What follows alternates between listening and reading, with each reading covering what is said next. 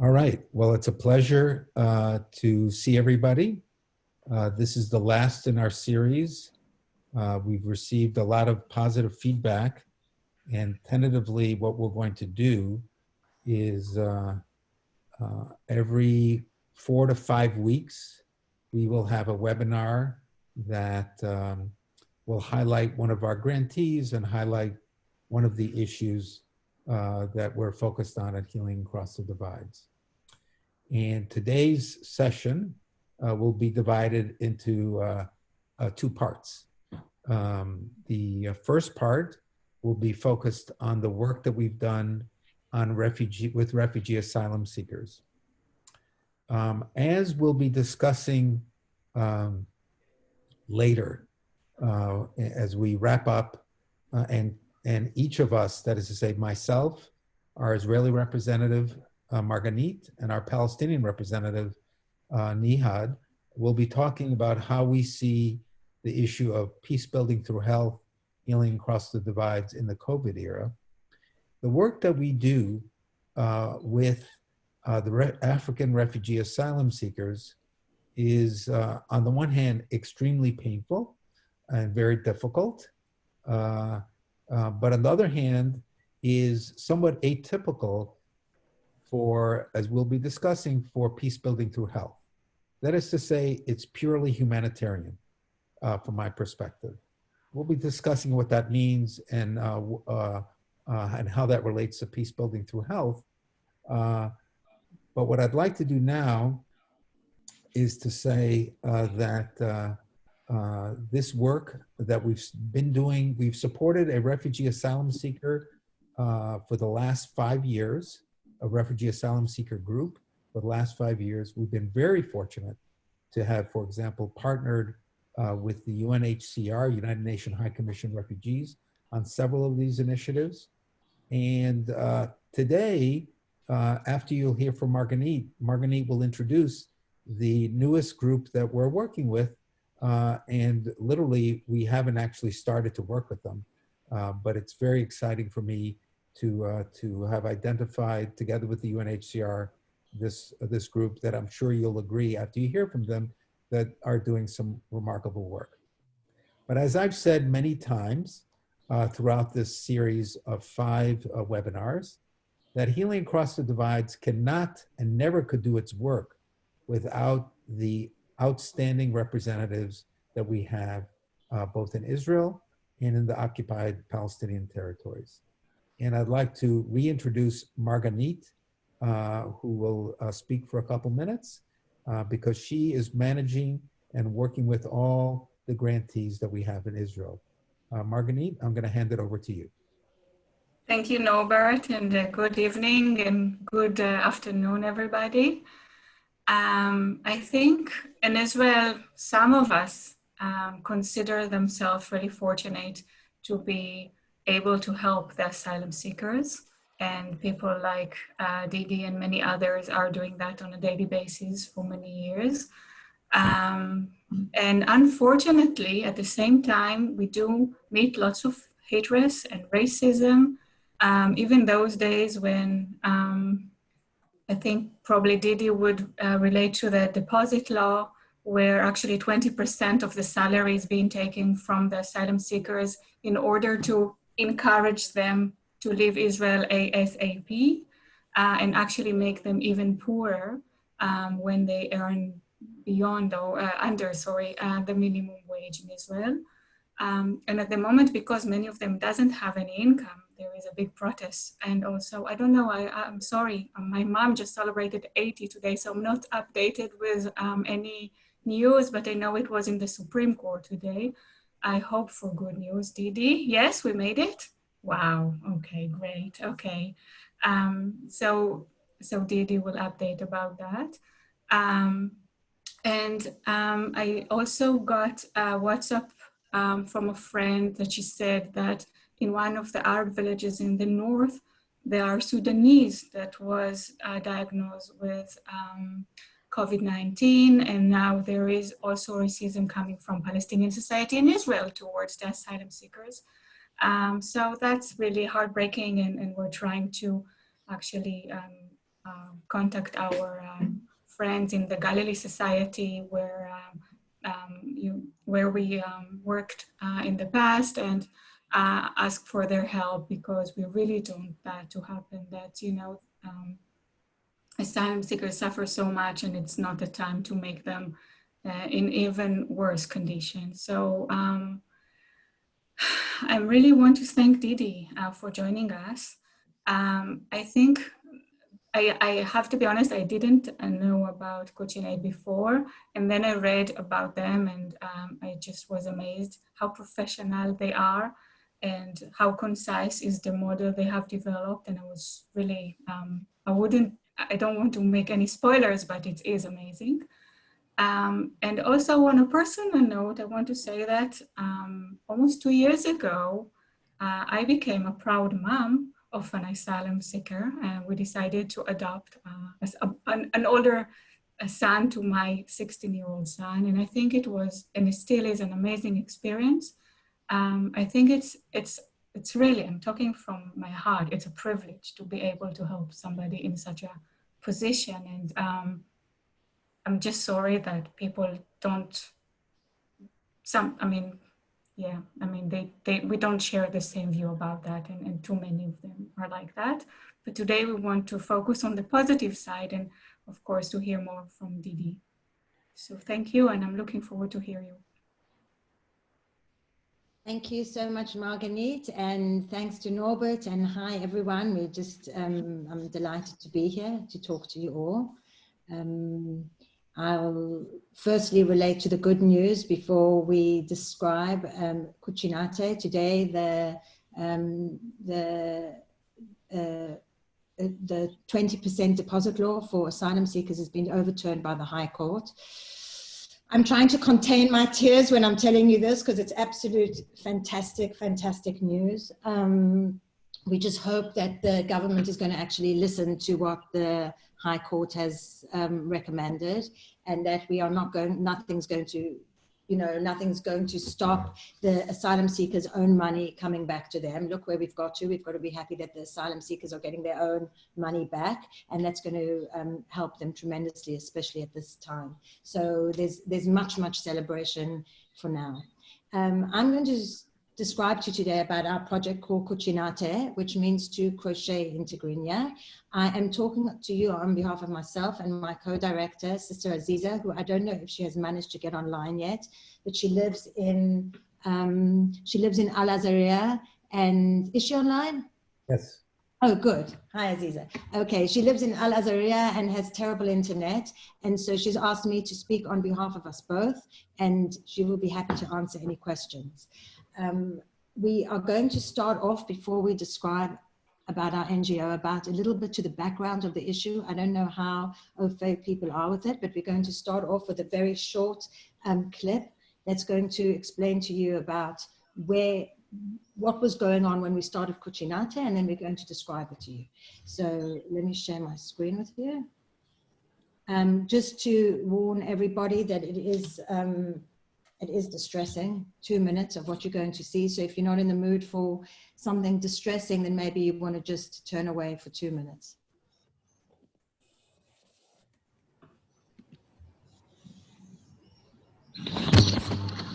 Sinai, the lawless desert region along Egypt's border with Israel.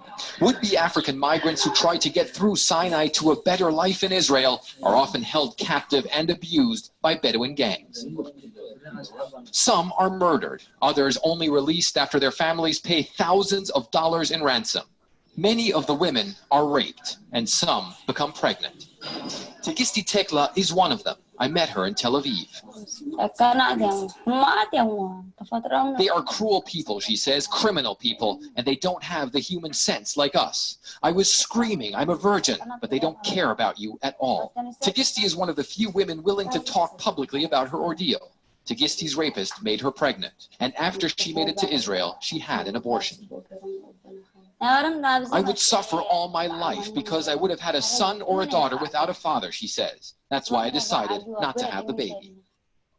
There are hundreds of cases like Tegisti's. Some women who become pregnant from rape give birth while in the captivity of people smugglers. A human rights group provided us with this picture of then 5-month-old Cecilia, born inside a Bedouin torture camp. After she was released, her mother told the organization that the trafficker who fathered Cecilia tortured the child, inflicting burns that reached her skull bone to pressure relatives into paying a ransom.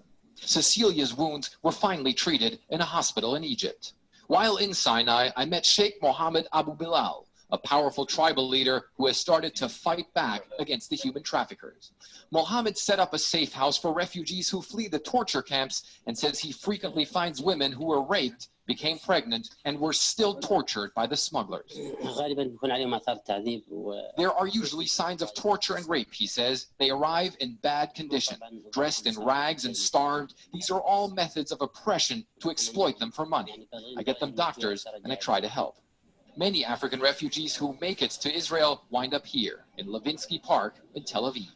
An aid group helping the migrants says a lot of women request abortions after becoming pregnant in captivity, but very few will talk about it. Women say that they will not get any support from their community if they are victims of rape. So they will keep completely silent about it so that they're not ostracized, even more so if they're pregnant. Women like Tegisti Tekla are the exception, coming forward, making their misery public in the hope of saving others from suffering the same fate in the Sinai Desert. Fred Pleitkin, CNN, Tel Aviv. Okay. This, you can understand, was the background to the beginning of Kuchinate. The United Nations High Commission for Refugees decided that they wanted to give some donations towards starting a pilot project to give mental health assistance to the asylum seekers. I had just arrived back in Israel again after a 17-year break as and I was a clinical psychologist with a background in trauma, and I was asked to start giving therapy to these women. This was the job that I did as part of an organization called the African Refugee Development Center. And we very soon, at this time, I met Sister Aziza, who's an Eritrean nun, sister, now spiritual leader of the Eritrean community, who started to interview many of the victims of the Sinai and got information from them about what had happened. And she was the first person that started to tell the world about what had been going on in the Sinai Desert. And for this, she won the State Department Award, Heroes of Our Time. She came to America and met Hillary Clinton. She doesn't like me telling that, but she's on mute, so it's okay. Together, Sister Aziza and I thought, how can we help women who are in a state of survival, who it's not in their culture to receive therapy, who don't want to talk about something bad that's happened in their recent past because they don't know what they're going to eat tomorrow. And and therapy is not part of the culture. And we started to think about what we could do that would be income generating, that would give psychosocial support, that would bring women together to support each other, and also help many women together, because even the best pair of psychologists and none in the world aren't going to be able to help as many women as there were, and men actually. And at that time, there were 7,000 victims of torture in Israel. And so with that began Kuchinate. We started off on all kinds of experiments about what we were going to make in order to income generate, and came to making crocheted baskets. It's a long story, but I'm just going to tell you the end of it. And we received funding to start to take recycled fabric and make baskets. And these are the baskets that we started to make. We started off with about 5 women in 2011, and today we are over 300 women who are crocheting and sewing. These are the products that we've been starting to make over time. Carpets, puffs. These are examples of our Shavuot collection, all different kinds, hot pads. We now make purses, we make books out of African fabrics, we make dolls. Here's our new Corona doll collection. And at time of Corona, I will just put in now that you might be wondering what on earth is going on when Corona hit and everyone was at home. Well, we planned for this and sent all of our women home with piles of fabrics for them to make at home. Here's some pictures of some of our women working from home, sewing machines at home, children all around them, but continuing to create, get salaries, get raw materials delivered, get food at home, get food vouchers at home from many volunteers. And here, the last thing you can see is our latest product, which is a pack of 4 masks that we are making from African fabrics. So our Kuchinate became not just Kuchinate, but all kinds of crafts, and became not only the making of crafts, but also, I'm just showing you some pictures in our studio so that you can get a feel of what's going on here. There we go. But also became a place where our women meet Israeli public in a way that they are either selling our goods. Here's people packing Pesach baskets for a company, making coffee ceremonies and advocating for the cause of asylum seekers in Israel, making traditional Eritrean food and getting people to come and eat and taste the food, and coming to have crochet lessons and learn the craft. So we've been having, up until Corona hit, about 20 groups a month coming into Kuchinate and meeting our women. And that was another arm of our income generation. It wasn't just the making of things, but it was also reaching out into the community. Here's Abrahet with a customer. In addition to that, Sister Aziz and I came sort of full circle and realized that with cultural understanding and with adaptation, we are providing psychosocial support, but in our way. In fact, our whole organization is psychosocial support, but we started to hone in more on what would be needed by the community specifically. So for example, we made adaptations like, we don't give people a specific hour to come and meet us, but we have an open clinic where people can come when they're ready and when they want to see us. Here's another example that you can see on the screen. We wrote a book together, which was published by the UNHCR, called A Guide to Survivors of Torture, which is in Tigrinya and in English together, like the Bible. And it's very short chapters, which provide some kind of normalization about the symptoms that the women have been experiencing, and some kind of self-help as what they could do to help themselves, and ideas of organizations that can help as well. We built this with the community. We asked them whether they thought it would be a good idea. We shared the chapters with them. We got feedback. We had translation, back translation, etc. And this is used by all of the organization and groups and individual work. And Aziz and I are now looking towards what we're going to be doing next in terms of the self-help area. I want to share with you our community, which is our studio, which has become a community center. The women call it a home. Women say that it's, we've got a sign in the front, which was a quote from one of our women. I found a place where I can rest my heart. We celebrate together, we mourn together, we have fun together. And you can see this is a picture of Christmas with Sister Aziza in the middle. You can see that perhaps that get a little bit of a feeling from those photographs of what the place is for our women. One of our big projects that we do are art collaborations, and these encompass all of the elements of Kuchinate that we are proud of, because they are income generating, they are therapeutic, that the women express themselves through the work that they're doing. It's advocacy, teaching people about what the situation of asylum seekers in Israel. So I'll just very briefly go through. This was with an artist called Gil Yefman, and 4 of our women expressed themselves through these life-size baskets that they made, which became on display at the Feldman Gallery in New York as part of the Women in Genocide exhibition. And if you stand next to all of them, you will hear the voice of our women telling the collective story of the woman. And each story is extremely moving, but obviously I can't go into that right now. And we had it at the Haifa Museum as well, I think I said to you, and we're very proud to have it at the Design Museum of Holon recently as part of their 10th anniversary, which only 20% of Israeli artists were taking part in this, and our baskets were there as well. This is in the Feldman Gallery, and this is Achbaret that you can see, who as a result of the beginning of this basket that she's been making has become actually an artist in her own right. We're extremely proud of her. We're a single mother with 2 children, one with severe difficulties, who was in time out, who makes the most incredible baskets. She had a special collection at the Design Museum in Holon, and this is for an exhibition that's going to be in Sweden in the summer. We do art advocacy art. This is in South Tel Aviv, where we invite members of South Tel Aviv to come and have coffee with us, learn to crochet round a tree. It was the Festival of Lights, and all these are baskets in the trees with lights, trying to make friends with the South Tel Avivians, Israelis who are not very keen on asylum seekers. We've done many of these in South Tel Aviv. This is a wall in Rothschild Street with Mia Shon, the mosaic artist, which we did. We were all once refugees, a piece of mosaic. And many, many people have shared, tweeted, Facebook, Instagram, etc. You can see us all working on this together. This was part of the illustration week in Tel Aviv, illustrating the women, illustrating their lives through mobiles. This is a picture of Haywan, who was a midwife in Eritrea, and showing about what her life was like as a midwife in Eritrea. We've had many art collaborations that I don't believe we have time to go through, and this is one that's going to be in Sweden in the summer. But what I want to tell you is about this exhibition. Yes, Norbert, 1 minute left? No, you have 1 minute. I apologize. I just wanted to raise, so the chat box is open and we got a chat question. Yes. So the question was, what language do people speak?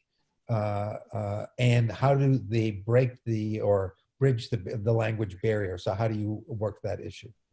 And it might be worthwhile, while you're doing that, to say, that there were however many thousands that there were 10 years ago, and however many, just to give a little bit, because not everybody will know. In fact, okay. Would you like me to answer that now, or at the end? It's up to you. It's your. Okay. I will just finish because I don't want to overspeak, and so I've got my timer on, so I'll just finish what I was going to tell you, and then we will answer. Then Sister Aziza can answer as well, which will be great. Is that okay?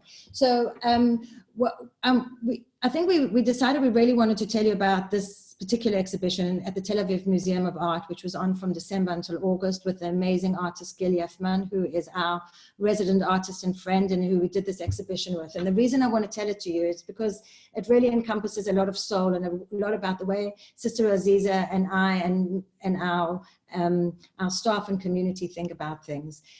We sat at the Tel Aviv Museum for 2 weeks and invited members of the public to come and crochet the living fence with us. Here is people crocheting, and I'm going to tell you right now what that living fence is. The living fence was, this is all crocheted leaves, and this was reference to the path to the extermination camps at Auschwitz, had a sort of rule that came down from the Third Reich, that there had to be a lot of foliage so people wouldn't see where they were going, and so that it would look pleasant on the way, and it would hide what was to come. And this referenced that. And what we did through the Tel Aviv Museum of Art exhibition was we got our women to connect with Israelis and to work together with them to create this. That there were over 200 people's names on the fence at this exhibition, and was extremely moving experience. At the end of this, and we did many artist talks where our women spoke to members of the public. At the end of this, gallery in Austria bought the entire work of Gil's whole exhibition, which was called Kibbutz Buchenwald, which was a very moving exhibition.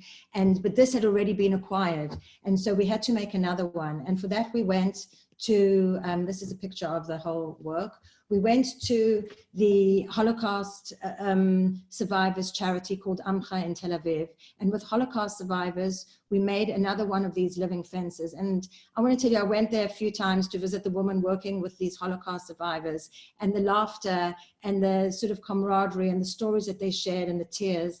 And at the end of it, some of the women dedicated some of their leaves to people that had died in the Holocaust. And it just underlines our whole sort of idea that we were all once refugees. We're trying to reach out with empathy to get the Israeli public to be empathic, to have compassion, and to understand that we are all the same at the end of the day. And maybe through this way, which is such a sort of emotive subject, as we all know, for Israelis, it is some way that people have an in. And I can say that we've had a lot of compassion and empathy along this subject and for our women through these exhibitions. We did a pop-up exhibition which was also showing, we had a photographer who photographed all of our women together, putting photographs from the Holocaust together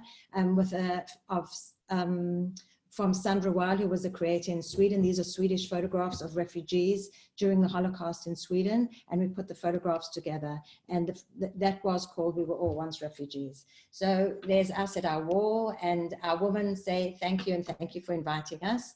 And that is our story in short. How you say in Hebrew. On the please go ahead and ask questions, and hopefully Sister Aziza can join in as well.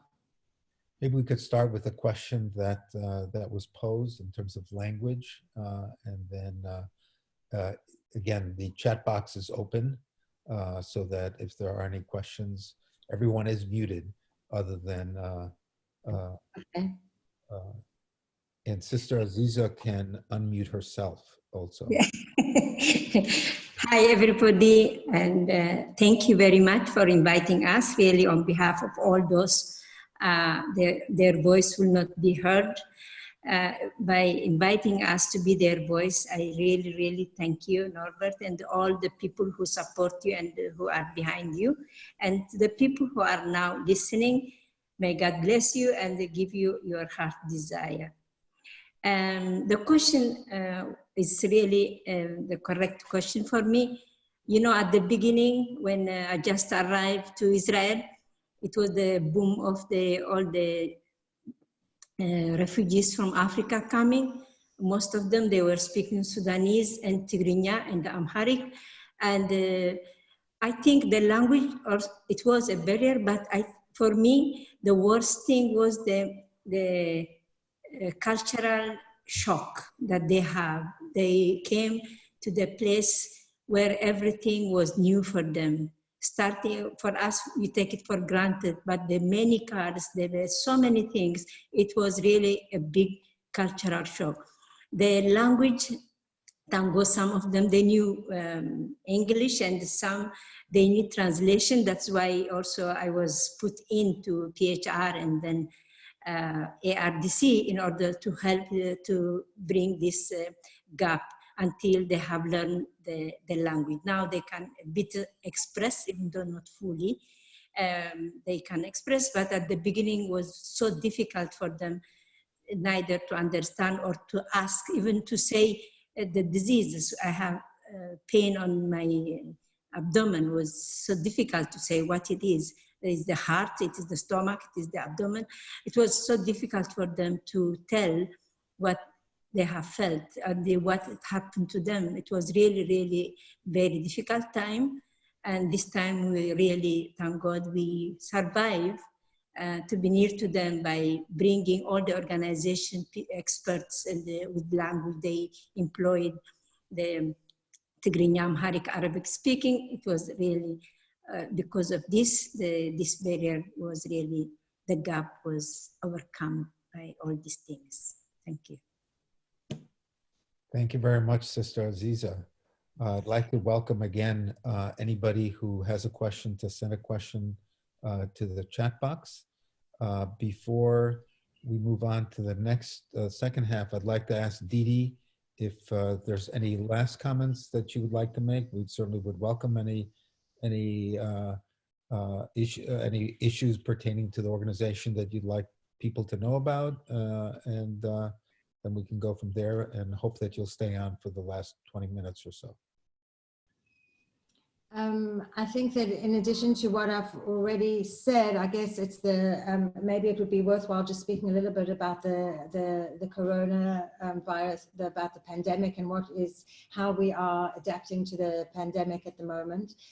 This has been a huge, huge challenge, obviously, for all of the organizations, well, for everyone and the whole world, and for Israel and for the organizations and for the asylum seekers who up until today were, well, including today actually, are not getting any help from the government. They just right now are going to actually get their deposit back. But apart from that, I believe that there's an unemployment rate now of 90% amongst the asylum seeking population. For us, the big challenge is, the great thing is that we are resilient, that we've planned for this, that we're strategic, and that we are not going to collapse because of the coronavirus. The difficult thing, and what we're trying to fight against, is that our women who were getting salaries and who were okay up until now and were keeping their head above water, many of them supplemented their salaries through other jobs, and some of them have got partners who were working. Now, their partners are not working and they don't have their jobs, meaning that everyone we were giving salaries to, we need to be able to give them bigger salaries and more work in order for them to keep their head above water, since they're not going to obviously get any help from the government. So this is our big challenge at the moment, is to keep going, to be able to prevent homelessness and food poverty. And we hope we are going to continue doing this. We've been working day and night. Our asylum seeking staff, of which we have 6+, our volunteers, but I'd say if it was stroking sort of 30 strokes to the minute, we now have 50 strokes to the minute. Everyone's working around the clock, including all of our women, trying to make sure that everyone stays safe in their homes and fed. And so far, I think we're doing okay. And 5 COVID cases in Israel of asylum seekers, right? And Sister Aziza was telling me today. 5 COVID cases, and all of them doing okay, Sister Aziza? Yes. Yeah, they are all okay, and thank God. That's what I understood from Peter. I would like to add of what she said, Diddy. Life for the asylum seekers, because they are not refugees, they suffer a lot because of they cannot go out, they cannot bring, especially we have many young people, if they want to marry or they want to study, they find it very, very difficult. And this really, we have many cases of depression, and they suffer a lot because they don't have opportunity as a young person can have. It is work, and that's all. Yeah, I think I forgot to answer you, sorry, Norbert, but you said that in the beginning there were, first of all, refugees in Israel. I don't know if any of you know how many there are. Quick quiz. Anyone know how many refugees there are in Israel? Throw out a number. Go ahead. Everybody's on mute. So. Okay, so there are, out of now 33,000 asylum seekers, there are 247 refugees, meaning, well, everyone almost does not have access to basic social rights, such as health and social security. So this is the biggest issue, really, is that people don't have access to basic rights. And so, and they're not going to. So this is what we're dealing with. And also in our NGO, whether we started off helping people who are survivors of torture, right now, that is not the calling card. It's in the background, but all of our women have either got severe health difficulties, such as uncontrolled diabetes, cancer, heart disease, children with disabilities themselves. Life has gone on for 10 years and people get sick. And people, you know, things happen and there's no assistance. So this is the huge challenge for us in normal times, and even more so now. Thank you very much, Didi. I think you've gotten a flavor. These webinars that were started in lieu of the study tour that we had planned for the end of March is clearly no replacement for a study tour. I hope many of you will be wanting to come on the study tour next year.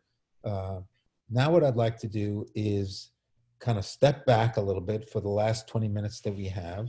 Again, encourage people to sign in the chat box. And then I, together with our Israeli representative and together with our Palestinian representative, will kind of look back at the work that you've been presented over the last number of sessions, and to say, okay, well, how do we look at it today with respect to the COVID era? And I'm going to give you a 30-second notice, Nehad, that I'm going to turn to you in a minute. How do we look at it today with respect to the COVID era? And how do we look at our future as an organization in terms of healing across the divides, considering the work that we've tried to do over the last 15 years? So what we've done in broad strokes is in terms of our mission, just to restate for everybody, the mission of the organization hasn't changed since 16 years ago. Is to measurably improve the health of marginalized Israelis and Palestinians through community-based interventions. We only work through already existing community groups. And the example of Kuchinate is one example of a community group. We always try to do that with partnerships. and such as UNHCR. And in this case, we're pleased to have heard about the Kuchinate from the UNHCR. But we only work through already existing groups. As you've heard over the last few webinars, we work with both Israeli groups and Palestinian groups. I'll be making some comments about that and how I look at the future after we hear from Nehad Fattah, who's our Palestinian representative, and then she'll hand it over to Marganit Ofir-Gutler, who, as you already heard from her, who's our Israeli representative. So the next, I would say 15, 20 minutes, we'll look back at the sessions that many of you have heard. They're all been recorded, by the way, and they're all on our website, including a remarkable, for example, video of teams in Gaza that are participating in the work that we funded pertaining to type 1 diabetes. So now what I'd like to do is hand it over to Nehad, and she will look at the issues that we're trying to confront in the COVID era and give her own personal perspective on peace building through health as it reflects through healing across the divides. And I'm hoping that— Hi, yeah, I'm on. Hi, Norbert. I'll get on video just to say hi really quick, but the internet, hi, is not that strong. I keep coming in and out, so I'm going to turn off the video now and just speak. My name's Nehad. I'm the West Bank representative. I've been doing the work with Dr. Norbert now for 4 years, since 2016. We have, since my start of this program, have funded 7 different organizations. We're currently at 3. 4 organizations. One of ours is ending soon, that we're working for. We have our first project in Gaza, which we're very happy and excited about. And I'll just go through each organization really quick in terms of what we do, but I just wanted to give you an update, I guess, or just of what the COVID situation here in Palestine. So we have 460 cases. About 70 are from East Jerusalem, and they're counting them with our numbers in the West Bank. So in total, it's 460, including Jerusalem. We've had 2 deaths since the start of this. We've been under lockdown since March 5th. So we've been doing this for about 8 weeks now, almost going on 7 weeks. 7 weeks now. There's some restrictions being lifted because Ramadan starts tomorrow. There's a little bit more movement going on. You can go into your towns. I live out in a small town, so I can go into the main city, which is Ramallah, and limited hours. And so we're able to do a little bit of shopping and movement. Unemployment is skyrocketing. Here also, the numbers are really high. The economy was prior to this pretty stagnant, and now it's worse. Our current cases are coming in from the Palestinians who are working in Israel.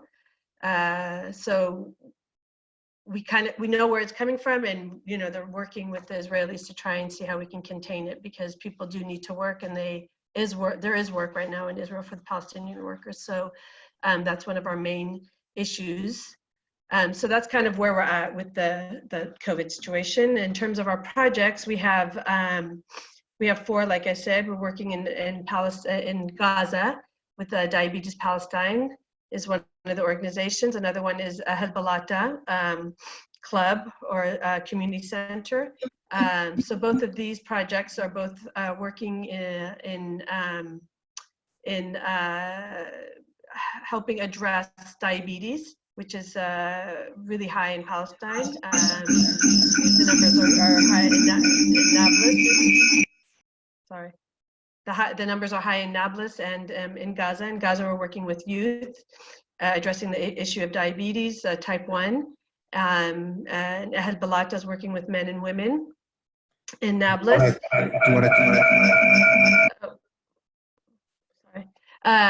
We're also doing work with Yes Theater, doing psychosocial work with women, youth, and children. And then the last organization we're working with is Family Defense Society, and they're addressing the issue of obesity and doing work also related to domestic violence. As you've all heard, I'm sure in the United States, domestic violence has gone up since the COVID. And do you want to tell? Oh, go ahead. Sorry. Domestic violence has gone up since the COVID hit. So they have a number of cases that they're working with, and more women are calling the hotline right now. So did you have a question, Norbert?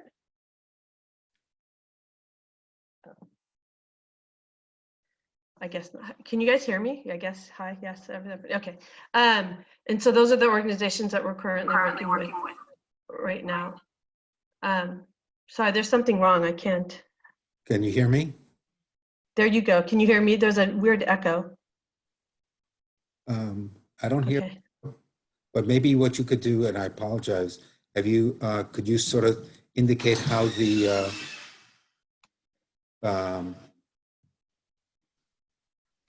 no. Could you indicate how we've dealt with the social media issue with COVID? Yeah. Okay. So since our programs are still going on and they haven't, we haven't stopped working, all the organizations have moved to using WhatsApp as a form to continue to communicate. Diabetes Palestine has started a group with the youth and parents to continue to discuss the sessions, which we do a lot of work around the Stanford Prevention Program, which helps, which teaches people how to eat healthier, exercise, and address psychosocial issues that they may have. And so in Gaza, they've started a WhatsApp group that's doing that. And so their group, and they're providing sessions with ABCC, which is Ahel Balata, it's a community center in Nablus. They're using their Facebook posts to actually video or record their sessions. Their Stanford sessions are 6 different sessions, and they're posting those on their Facebook page.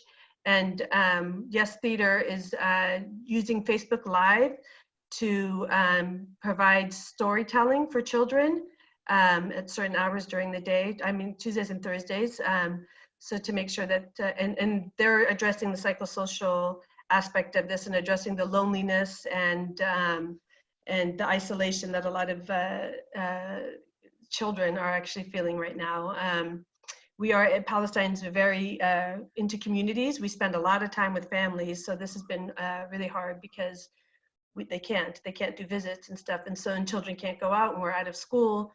So Yes Theater is doing a radio spot and also doing storytelling live on Facebook.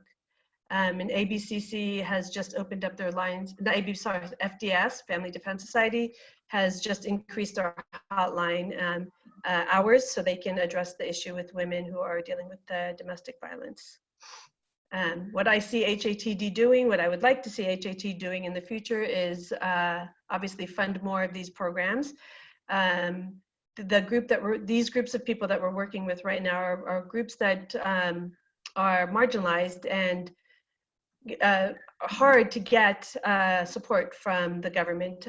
We are under occupation, and the support is already limited, and whatever support comes doesn't necessarily go to people who really, really need it, or these kinds of projects. So what I hope for is to see more grants, more work, more awareness around health. I'd like us to work more in areas of less stigma around receiving psychosocial support. There is a stigma in our communities around that, and so that's kind of where I hoped to see ourselves. I would eventually like us to do a program in Israel, a joint program working both the West Bank and Israel. That is one of my dreams. It's not happening yet. Hopefully one day we can break that barrier. We've taken small steps where we've had meetings with our grantees. We've in Israel and in the West Bank, which was great when it happened. Was great because for the first time, a lot of Palestinians met Israelis that weren't soldiers, because that's all we see in the West Bank. And for the first time, a lot realized that we are dealing with a lot of the same issues. A lot of our programs in Israel also deal with marginalized people who deal with the same issues that we have. Not the occupation, obviously, but deal with others, social issues that they face. So my dream is to just continue to grow and continue to work with HATD. That's kind of it, Norbert. Thank you, Nehad. We'll certainly have an opportunity in the chat box for questions or comments. I'd like to now turn it over to Marganit, who doesn't have a lot of experience with healing across divides because she just started us 6 months ago. And so we're very fortunate. For those of you who've heard her on previous webinars, I'm sure you were all more than impressed by her. I've known Marganit for many years, and it's really an honor and privilege to be working with her. And I'd like to turn it over to her to see her thoughts being our newest employee and how she sees as to what we should be doing with respect to the work that we're doing. Then I'll make and we will wrap it up. Thank you. I also share Nehad's dream to do something together. I think this is a real winning. But first of all, I want to say that as a person who works to promote health within the civil society in Israel, it's very hard to find foundation that support this kind of activity. I think HATD is almost the only one, maybe a few others, but I'm talking about social change organization, not foundation that donate to hospitals or university. I'm working at a medical institute. Okay, we do get lots of funding, but not for civil society. And I think this is something that I wish we can leverage. I wish HATD could help potential partners to understand that health is a crucial human right. It's not a privilege, it's a basic human right, and that's the way it should be treated. And unfortunately, it's not the way it's been perceived at the moment within the civil society. So I think this is an awareness role, which is maybe we can be leaders because this is what HATD is doing for the last 15 years and quite successfully, so lots of good experience.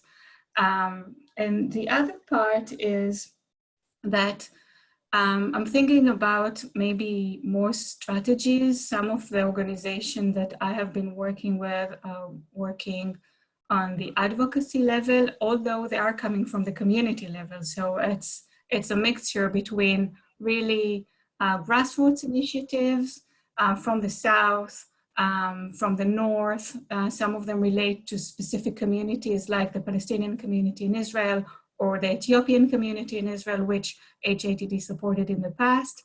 And I think the collaboration and the good relationship and the network that was built between those organizations and groups is highly important on the policy level as well, not only on very specific changes on the community level. So I wish we could maybe help to those initiatives to have some support. And if, to be honest, to say my dissertation, my PhD dissertation is focusing on occupational health. And I think one of the most marginalized communities in Israel are the workers in a very specific areas, of course. And I think if we could help them as well, I mean, lots of horrible accidents happening in the building section, and also lots of industrial occupational disease, which is in Israel, it's not treated well at all, although we are supposed to be really leading on that. So I think there is a lot to do with those kind of populations and initiatives and organization. I think the other part maybe is to share the knowledge that was gained in those 15 years. I think there is lots of knowledge both on the content and also about evaluation method that was developed. So I think it would be amazing to share that. Thank you. I think I think we'd all agree that Nehad and Marganit gave us all a long to-do list of good things that hopefully we'll be able to do for a couple minutes, and so I appreciate that. So I'd like to make some comments, partly in response, but also partly as to how I see the situation over the next few years, particularly with respect to COVID.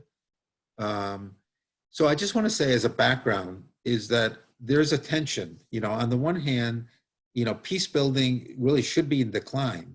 They're just, people are probably maybe not be as aware, but the attacks against healthcare professionals throughout the world are really increasing.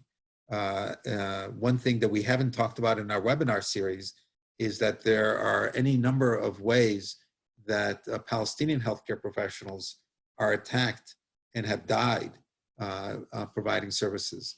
So it really doesn't engender a whole lot of desire, or at least it shouldn't be a whole lot of desire to do peace building. The one thing that I've said already is that healthcare professionals are going to continue. So you can see from hearing Nehad and Marganit, and you've heard from myself, that people are going to want to continue to try to provide these kind of services. And what are those services? Again, we already stated the mission. I don't need to restate it again, but I want to say with respect to peace building, what you heard today is not, with respect to the African refugee asylum seekers, is not really peace building through health. It's an exception for the work that we do. It's purely humanitarianism. And humanitarianism is something that as human beings, we should be interested in. That said, it's not the prime focus of what we do. What we do is try to build up community groups with these interventions that Nehad and Marganit summarized for you, and we do bring them together. So the grantee groups within Israel have gotten together in response. There's one question in the chat box that until 2016, we used to get all the Israeli groups together and then all the Palestinian groups together. Starting in 2016, we brought all the Israeli groups and Palestinian groups who were willing to get together in East Jerusalem. Last year was the first year that the Israeli military would not allow any Palestinian groups to get together in East Jerusalem. So we did not have joint meetings anymore at all last year. So what we've started again is to have groups within Palestine, or the occupied Palestinian territories, to meet together. So last week, for example, we had a meeting with all the groups by Zoom, and they exchanged ideas as to how they can do the work that they're doing with respect to social media. And so I think that that's gonna continue. My hope is not only will that continue, but my hope on the short term is that we will continue to do funding and providing technical advice to the community groups that are doing just amazing work. Again, I encourage you to all look at the website, and if you do nothing else, look at the session on Gaza, where you'll see the video on what the teens are doing who have type 1 diabetes to help to improve their capacity. But you know what? At the end of the day, all of us as healthcare professionals, as we begin to wind down, we have big dreams. At a minimum, I want to see that we can provide support to the groups that we will continue to do that. That's fine. And we're going to see measurable improvement in health. That's great. We've documented that improvement. We're doing our 15th anniversary report. We've documented the improvement for well over 200,000 people. I just want to repeat that again. Well over 200,000 marginalized Israelis and Palestinians that we've impacted in a measurable manner. But our dreams are bigger, and certainly maybe not in my lifetime. But I will tell you, for those of you who are fortunate enough to come on a study tour, you've heard from Diddy and from Sister Aziza.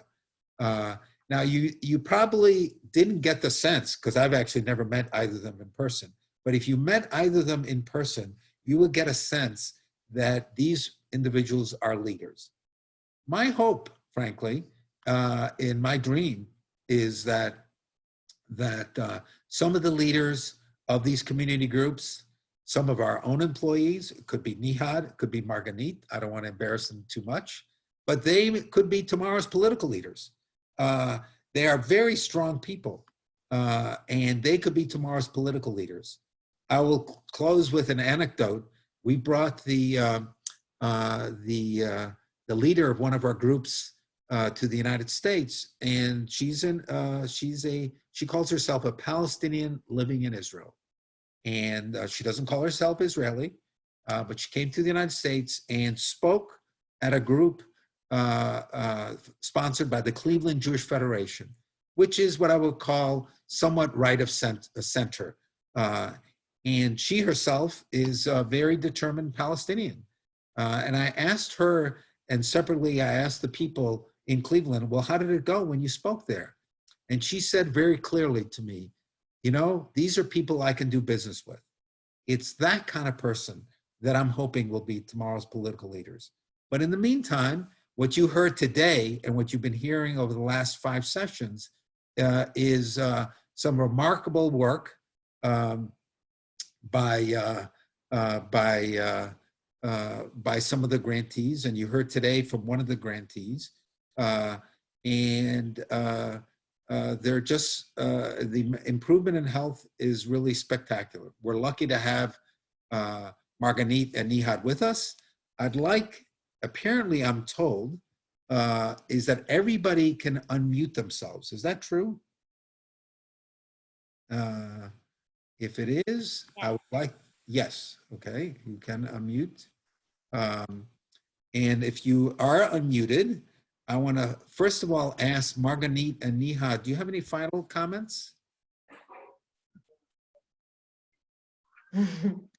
No? No, not really. It's just nice to see some of the same faces and some new faces here. Thank you for joining. It does really mean a lot, at least for I think HATD, to see you guys joining us and learning more about the work that we do. So in that spirit, since everybody's unmuted, I'd like for everybody to give a hand of applause to Diddy, Sister Aziza, and Marganit, and thank you very much. Those of you who know me, I always like to start on time and end on time. We're at 12:59. It's a joy to have you all. I look forward to your feedback. Everybody's waving at each other. Great way, I can tell you right now, to get care. I had 10 patients this morning, including several COVID patients. But it's better than nothing. And it's a joy to see you all, and look forward to seeing you in the flesh as soon as possible. And if not, also on a study tour. Thank you again to all. Bye, everybody. Thank you very much. So much.